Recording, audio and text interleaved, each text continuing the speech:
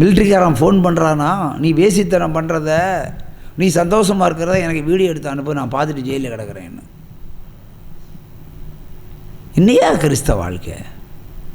விபச்சாரத்தினுடைய உச்சகட்டம், விபச்சாரத்தினுடைய உச்சகட்டம்னு சொன்னா இயேசு வருகையின் எக்கால சப்தம். சிங்கக்கேபியோ சூளை நெருப்போ அவர் என்னை காத்திடுவார்.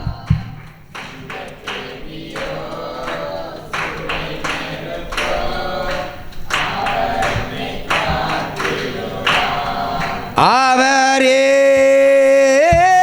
என்னை காண்பவர்,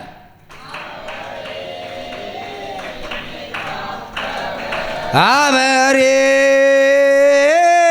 என்னை காண்பவர்.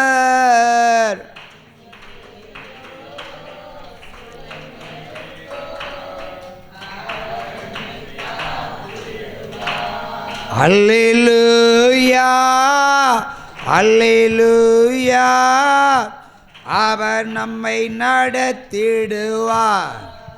அல்லேலூயா, அவர் நம்மை உயர்த்திடுவார். அல்லேலூயா,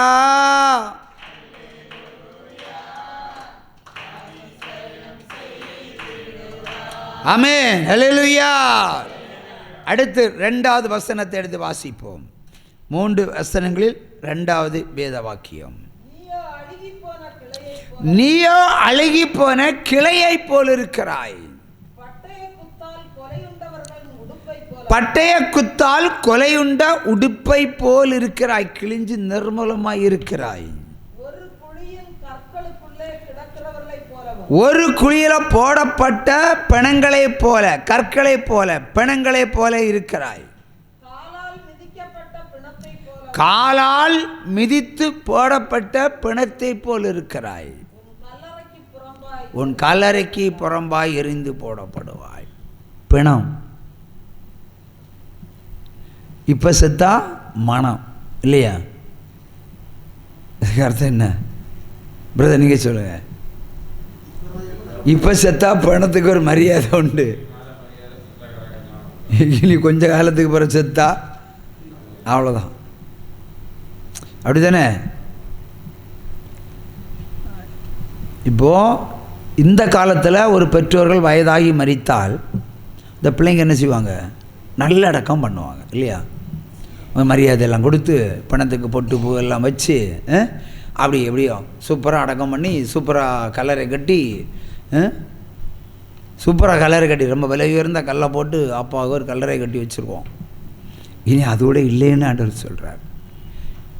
தாப்பன் செத்தானிவன் ஏன் செத்தேன்னு கேட்டு காலால் மிதிக்கி போடும் காலம். சமீபத்தில் ஒரு படம் பார்த்தேன், ரொம்ப நாள் இல்லை, நான் உண்மையை உள்ளபடி தான் சொல்லுவேன். ஒரு 3 நாள் முன்னாடி தான் பார்த்தேன். சமீபம் என்பது 3 நாள். ஒரு வயதான ஒரு மலையாள படம். வயதானவர் மரித்து போக கிடக்கிறார். வயதான மரித்து போடுறார். அவர் மூச்சிருப்பு வியாதி, இழுப்பு வியாதி. 3 ஆண் பிள்ளைகள், முதல் தாரத்தில் ஒரு பிள்ளை. இப்போ கிழமை எப்போ சாவான்? கட்டில் பங்கு வைக்கலான்னு ஒரு பழமொழி உண்டு. இந்த கிழவன் கையில் ஒரு மோதிரம் இருக்கான். அதுக்கு 50 லட்சம் ரூபா மதிப்புள்ள ஒரு மோதிரம். அப்போ தங்கம் அல்ல. மூத்த மகன் என்ன பண்ணுவான்? தங்க வைர வியாபாரி அணுகி அப்பன் செத்ததும் இந்த மோதிரத்தை நான் கொண்டு வருவேன்னு சொல்லியிருக்கிறான். அதுக்கு அட்வான்ஸ் வாங்கியிருக்கிறான். 2வது மகன் இன்னொரு இடத்துல எனக்கு பாதி தரணும், இல்லைன்னா உனக்கு தரமாட்டேன்னு தகராறு. 3வது மகன் சொல்கிறான், கடைசி பிள்ளை எனக்கு தான் அந்த மோதிரம் வேணும்னு. கடைசியில் குளுக்கோஸ் ட்ரிப்பை போட்டு அதில்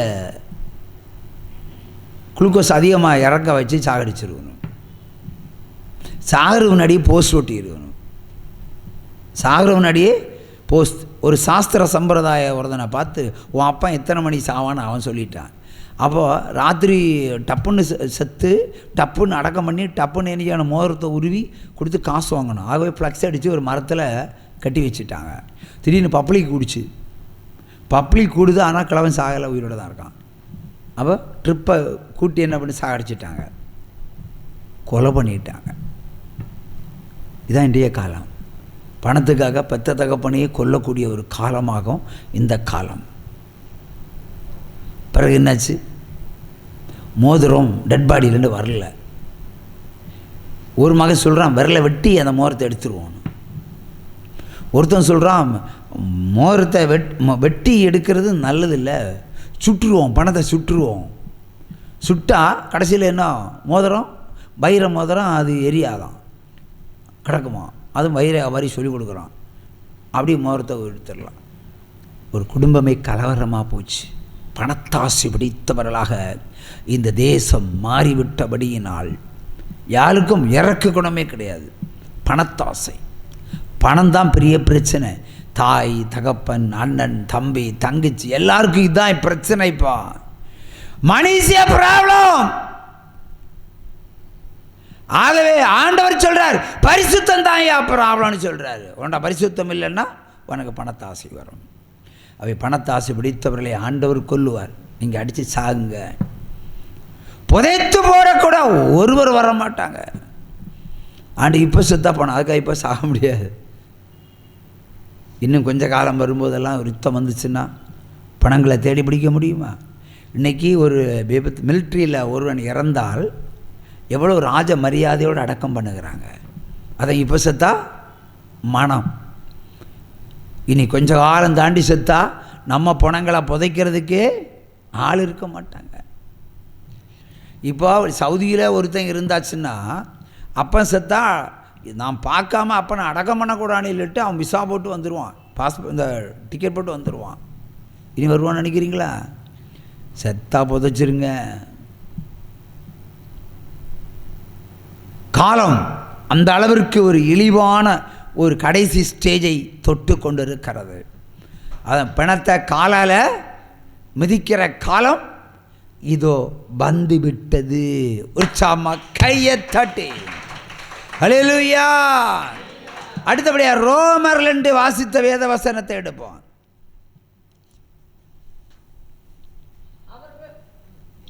வாசித்த வசனம், எல்லோரும் வழி தப்பி ஏகமாய் கெட்டு போனார்கள், நன்மை செய்ய ஒருவனும் இல்லை, ஒருவனாகிலும் இல்லை. இது கர்த்தருடைய ஒரு ஆதங்கம். எல்லோரும் வழி விலகி பரிசுத்தம் இழந்து கெட்டு போனார்கள், நன்மை செய்கிறவன் ஒருவனும் இல்லை, நன்மை செய்கிறவன் ஒருவரும் இல்லை. இப்போ கேட்கலாம், 10 ரூபாய்க்கு சக்தி இருந்தால் 10 ரூபாய்க்கு நன்மை செய்யலாம் இல்லையா?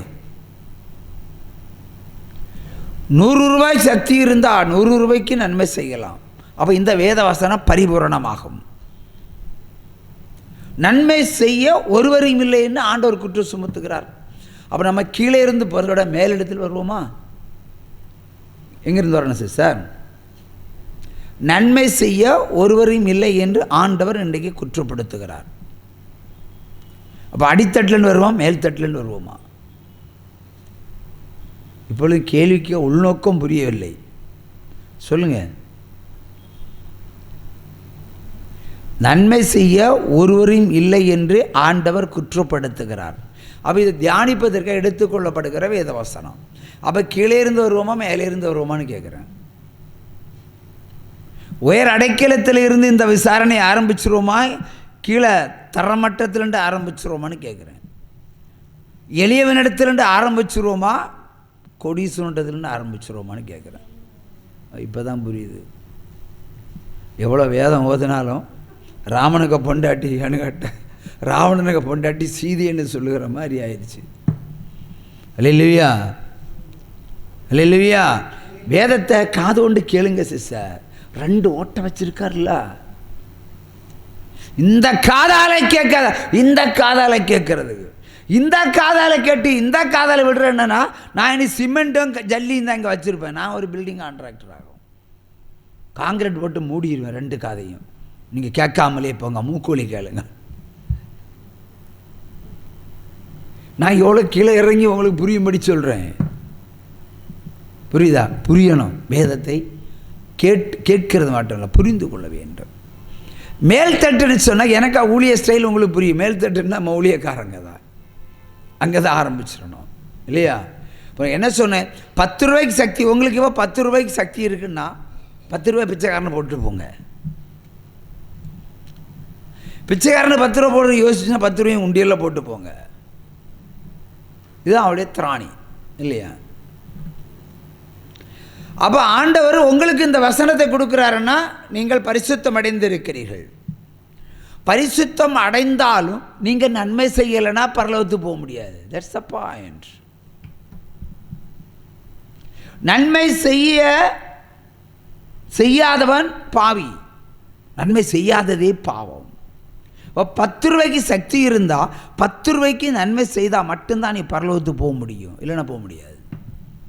10 ரூபாய் எனக்குன்னு வச்சுருந்தா போகவே முடியாது. அது இல்லாதவர்களுக்கும் இயலாதவர்களுக்கும் கொடுத்து தீர்க்கப்பட வேண்டும். நீ வெறுங்கையா நில்லு, ஆண்டவர் லட்சமாக கொடுத்துருவார். உற்சவமாக கையை தட்டலாம். ஹல்லேலூயா. அப்படியானால் இப்படி ஒரு 10 ரூபாய் சக்தி உடையவன் 10 ரூபாய்க்கு நன்மை செய்தாலும் பரலோகத்துக்கு போகிறது நிச்சயம். ஆனால் இன்றைக்கு ஞாயிற்றுக்கிழமை இல்லையா?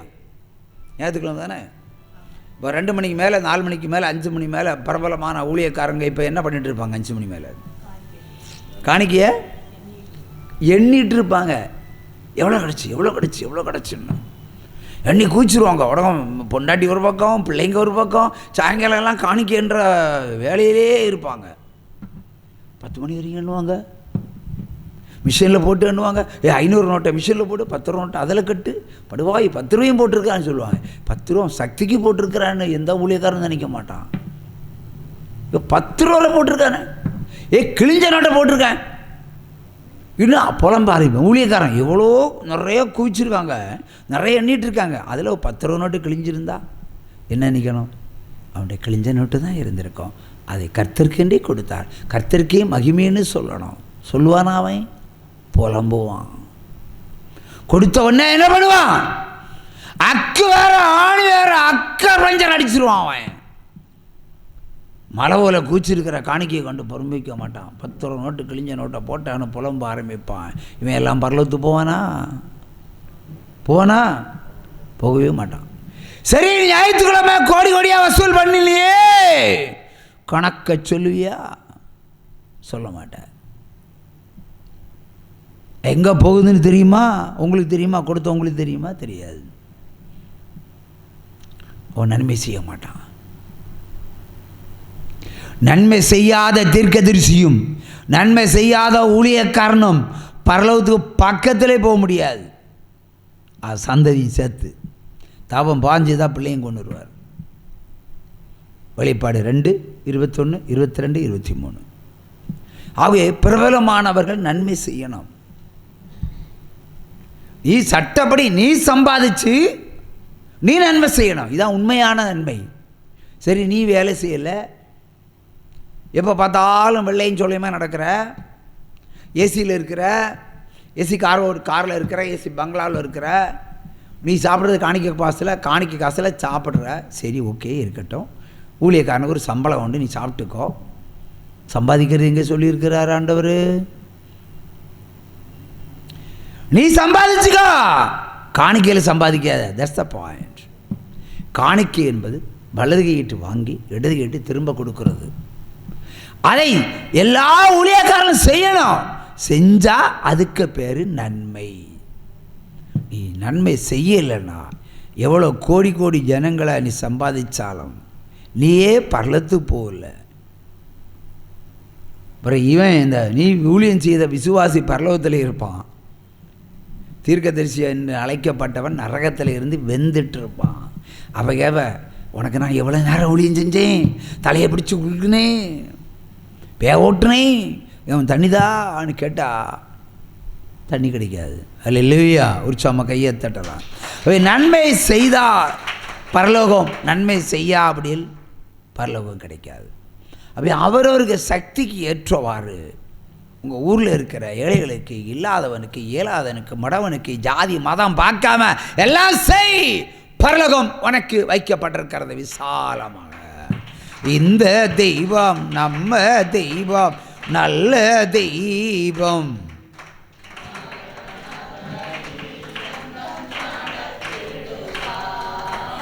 இந்த தெய்வம்